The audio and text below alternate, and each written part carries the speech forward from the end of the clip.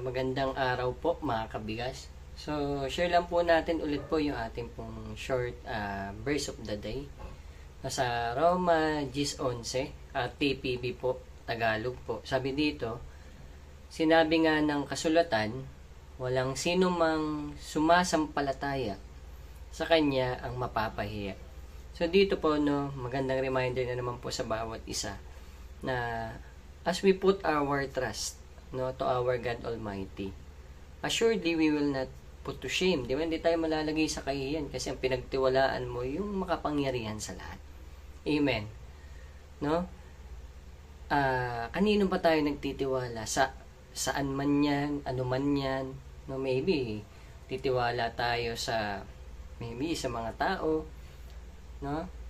Sa mga makapangyarihan tao, even siguro sa work, business, no, yung means of hanap buhay natin, no, na pwede natin pagkatiwalaan. Pero dito talagang kung gusto po natin ng subok, no, na matibay, no, na pundasyon, at syempre ang nangangako ho nito ang Panginoon, walang limitasyon, yung imposible nagiging posible, no?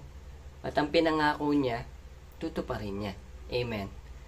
No, kaya kung maglalagat man tayo ng tiwala mga kabigas, no, walang iba ho dapat sa ating Panginoon. Na masasabi natin, o nga, hindi niya ako pinahiya. Pinagkatiwala ko yung bagay na to at natupad. No? Siyempre, sabi nga natin, diba, nagsusumikap tayo, samahan natin ng pananampalataya. No, pagtitiwala sa ating Panginoon. At siyempre, God is able na nagawin yung lahat ng bagay. Sabi, walang sino mang sumasampalataya, no, sa Kanya ang mapapahiya. Gusto mo bang di mapahiya? Magtiwala ka sa Panginoon. No? So, salamat mga kabigas. Minsan pa ho, God bless po mga kabigas.